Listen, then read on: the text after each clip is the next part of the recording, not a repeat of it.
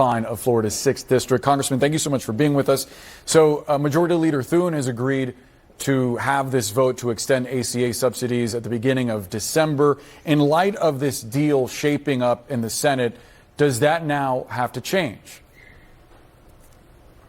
Well, no, look, thanks for having me again. I think what's important is Democrats have given up on their desire to get free health care for illegal immigrants, and we're going to reopen the government. And now we can have a real discussion about how to actually lower the cost of health care. Because make no mistake, the subsidies that Democrats want simply hide the failure of the Affordable Care Act. The Democrats aren't talking about cutting health care costs. They're just talking about hiding them. And so I'm excited the government will be reopened, and now we can have a much broader discussion about how do we actually tackle health care costs in this country. Democrats have argued that at no point have they sought to provide health care for undocumented migrants with this deal. There is a dispute about whether asylum seekers qualify for certain benefits that they believe they do. The administration has said that they don't.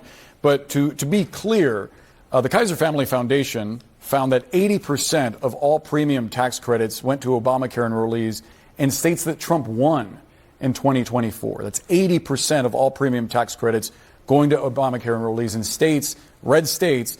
If you don't extend them, do you see that as a political liability for your party moving forward into next year?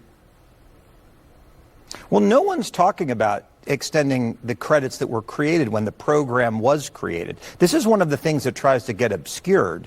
During COVID, Democrats said we need some emergency extra subsidies because we're in a COVID pandemic. And Democrats chose to have those subsidies end of this year. Now, COVID has been over. And if Democrats want to have a debate over whether we're still in a COVID pandemic and whether COVID emergency subsidies should continue, they can have that. What Republicans are focused on is how we actually lower the cost of health care. And there is no Democrat that is pushing for that. All they want to do is hide the cost of the Unaffordable Care Act by borrowing money from our grandchildren to pay for health care today.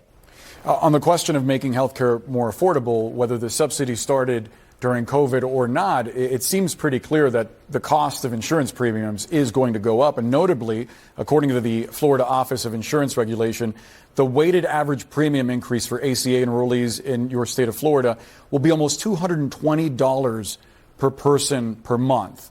That is an increase of more than $2,600 a year. It is effectively going to price people out of these premiums, of these coverage plans. What is your message to those folks? My message to those folks is that's happening anyway.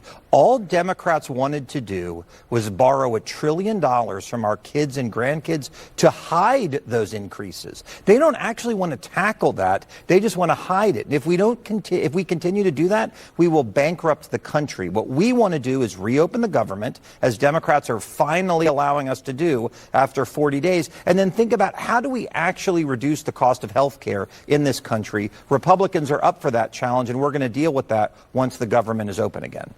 I do want to ask you about this bipartisan Premium Tax Credit Extension Act.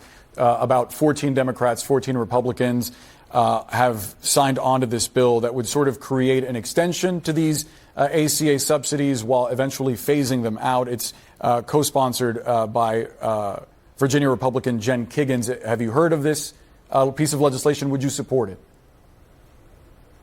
I haven't. But look, one of the issues that we have is that a large percentage of people that are now on zero premium COVID-era Obamacare plans don't even know that they're on them. 35% of people on one of these plans didn't even make a claim last year. These plans have been vehicles to enrich insurance companies, and that's why President Trump has said we need to bring this thing in for a landing. I don't want to hide the cost of the failed Obamacare plan. I want to reduce the cost of health care, and I think you're going to see Republicans tackle that once Democrats finally relent and allow us to reopen the government. Congressman, I do want to pivot to a battle inside the conservative movement. You've exchanged some words with commentator Tucker Carlson after his recent interview with white nationalist Nick Fuentes. I want to play this for our viewers who may not be aware of what he has said about you. We have a sitting member of Congress. I spoke to the Speaker of the House about this today. We have a sitting member of Congress from Florida called Randy Fine, who has literally texted or put on Twitter, we should kill them all. Every single one. Someone texted a picture of literally of a dead baby, and he laughs at it. And it's like, this guy's a lawmaker who's appropriating money to a military committing genocide, and that's cool? It's not cool. No. And let's just be honest. That is much worse than anything Nick Fuentes has said, period. What do you make of what Carlson told Megyn Kelly there? Well, I think he's delusional. I could take an hour to dissect that, but in the short time we have, I would say this. I did say we should kill all Hamas terrorists, and I stand by that. And what I laughed at was a fake picture that was sent to me where people tried to claim that Israel was killing babies, but what they sent me was a 10-year-old photograph of a baby being killed in Syria by Muslims. The point was, if this was real, you wouldn't have to generate fake pictures. But what I would say is, even if all of the things that he claims I did were true, to say that is worse than someone who said the Holocaust didn't happen, that women should be raped, that makes the most horrific thing, says the most horrific things about black people. When you will equate that and you'll say that's not that bad, we've got a real problem. I've said Tucker Carlson is the most dangerous anti-Semite in America, and I stand by that.